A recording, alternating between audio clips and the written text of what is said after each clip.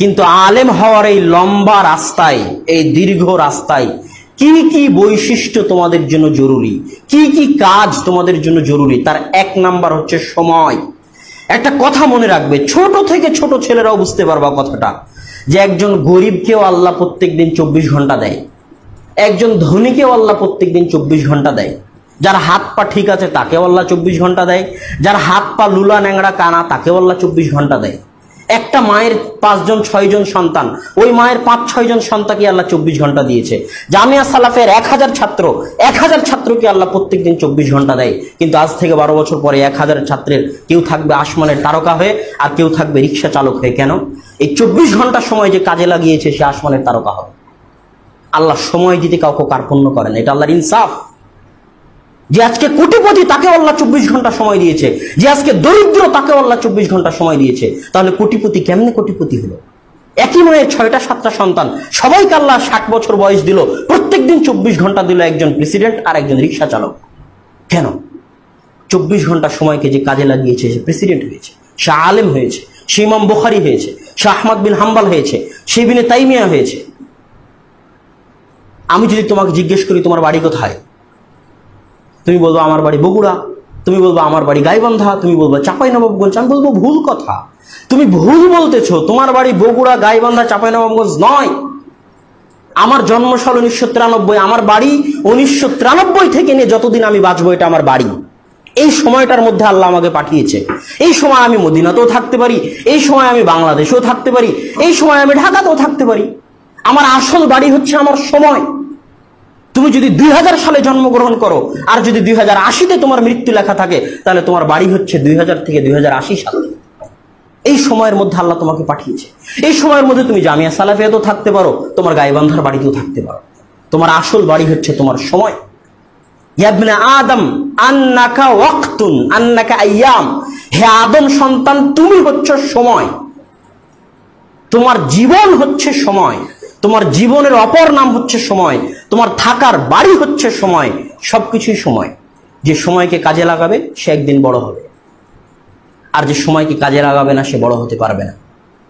আন্নাল ওয়াক্তা সাইফুন, সময় হচ্ছে তরবারির মতো।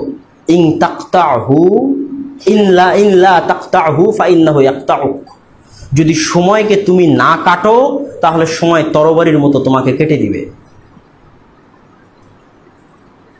অতএব ছাত্র শুধু নয়, পৃথিবীর যে যেখানে যে পর্যায়ে আছে, একজন ইঞ্জিনিয়ার, একজন ব্যবসায়ী, একজন কৃষক, একজন আলেম, একজন ছাত্র, একজন লেখক, যারা যেখানে আছে কেউই সেখানে সফল হতে পারবে না যতক্ষণ না তার সময়কে কাজে লাগাবে। একজন ব্যবসায়ী তখনই ভালো ব্যবসায়ী হবে, সফল ব্যবসায়ী হবে যখন তার সময়কে সঠিকভাবে কাজে লাগাবে। একজন ছাত্র তখনই ভালো ছাত্র হবে যখন তার সময়কে সঠিকভাবে কাজে লাগাবে। আলেম হওয়ার পথে সবচেয়ে বড় বৈশিষ্ট্য হচ্ছে সময়কে মূল্যায়ন করা শিখতে হবে। সময়ের ক্ষেত্রে স্বার্থপর হতে হবে। স্বার্থপর হওয়া বুঝো, মানুষ টাকা পয়সার ক্ষেত্রে স্বার্থপর হয়। আরে আমার 10টা টাকা ওকে দিয়ে দিব, স্বার্থপর, নিজের স্বার্থটা বুঝে। আমার লুঙ্গি ওকে ব্যবহার করতে দিব, আমার লুঙ্গি সে নষ্ট করে দিবে, নিজের স্বার্থ এটা সে বুঝে। আমার বিছানা ওকে ব্যবহার করতে দিব, এটা নিজের স্বার্থ বুঝে। তো অন্য সকল ক্ষেত্রে তুমি স্বার্থপর হও আর না হও, সময়ের ক্ষেত্রে তোমাকে স্বার্থপর হতে হবে। আরে আমার সময়, ওর সাথে ঘুরতে যাব, এটা আমার সময়, ওর সাথে ঘুরতে গিয়ে ব্যয় করবো, এর নাম স্বার্থপর। আর স্বার্থপর হলে খারাপ ব্যবহার করতে হয়। তোমাকে ডাকলো চল বন্ধু একটু ঘুরে আসি, তখন বলতে হবে না আমার সময় নাই, এর নাম স্বার্থপর হওয়া। সময়ের ক্ষেত্রে যে যত স্বার্থপর সে তত সফল। সময়ের ক্ষেত্রে তোমাকে নিজের স্বার্থটা আগে বুঝতে হবে। আজকে যে বন্ধু আছে কালকে সে থাকবে না। যত সময় যাবে তত বুঝতে পারবা যে যত স্বার্থপর সময়ের ক্ষেত্রে সে তত সফল। সময়ের ক্ষেত্রে আরো একটা জিনিস মাথায় রাখতে হবে, টাইম ম্যানেজমেন্ট।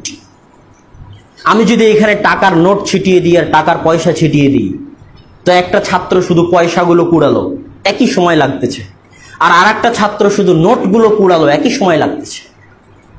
সময় একই, দুইজনই 10 ঘন্টা যাবত একজন নোট কুড়ালো আর একজন পয়সা কুড়ালো। যে পয়সা কুড়িয়েছে সে 10 ঘন্টা পয়সা কুড়িয়ে 100 টাকা জমা করতে পারবে কিনা সন্দেহ, আর যে নোট কুড়িয়েছে সে 10 ঘন্টা পরিশ্রম করে কয়েক লক্ষ টাকা কুড়াতে পারে।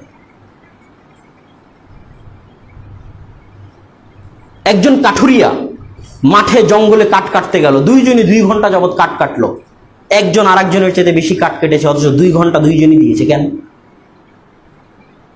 একজনের কুড়ালে ধার ছিল, আরেকজনের কুড়ালে ধার ছিল না। টাইম ম্যানেজমেন্ট শিখতে হবে।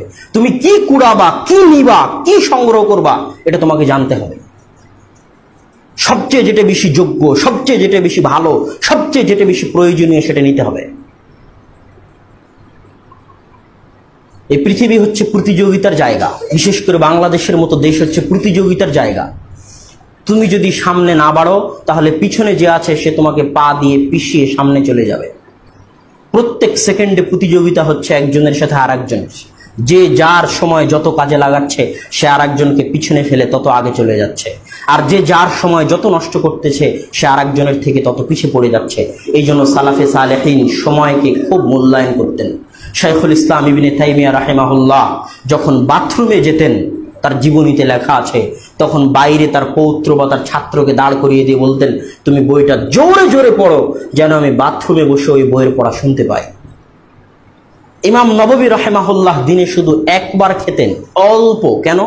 বেশি খেলে বাথরুমে যেতে হবে, আর বাথরুমে গেলে সময় নষ্ট হবে।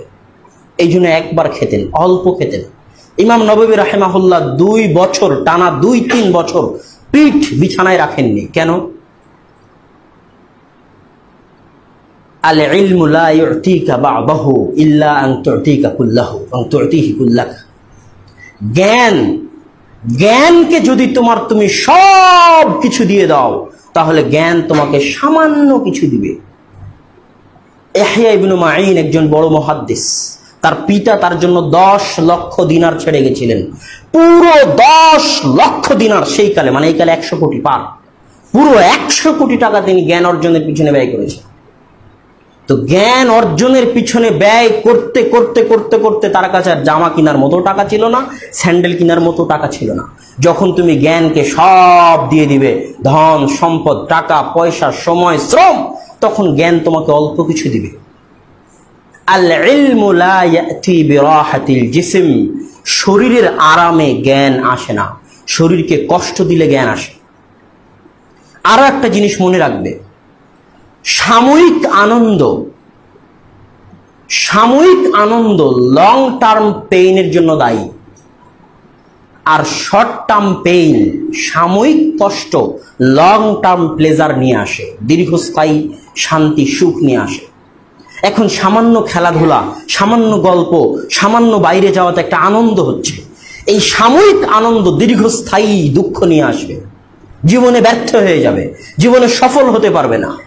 আর সাময়িক যদি কষ্ট হয়, ঘরে বসে থেকে পড়তে একটু কষ্ট হচ্ছে, সবাই গল্প করতেছে আমি গল্প করতেছি না, একটু কষ্ট হচ্ছে, সবাই খেলতে গেছে আমি খেলছি না, একটু কষ্ট হচ্ছে, সবাই খাচ্ছে আমি খাচ্ছি না, একটু কষ্ট হচ্ছে। এই সাময়িক কষ্টগুলো একদিন চিরস্থায়ী আনন্দ এবং সফলতা, সুখ নিয়ে আসবে।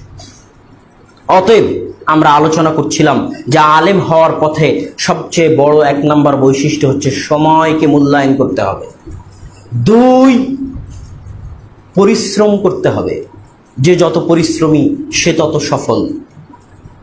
3, দীর্ঘদিন পড়াশোনা করতে হবে, লেগে থাকতে হবে, শুরু করলে ছাড়া যাবে না, লেগে থাকতে হবে, অল্প করে হলেও।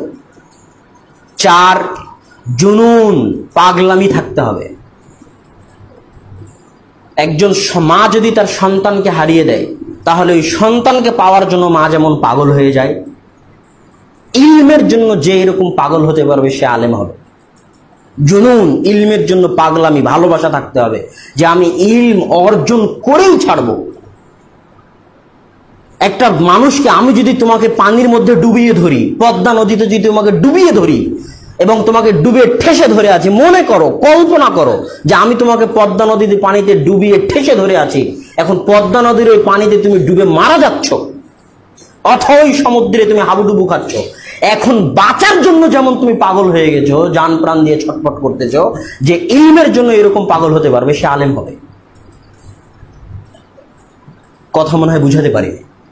জুনুন থাকতে হবে ইলমের জন্য, পাগল হয়ে যেতে হবে ইলমের জন্য, তাহলে আলেম হবা।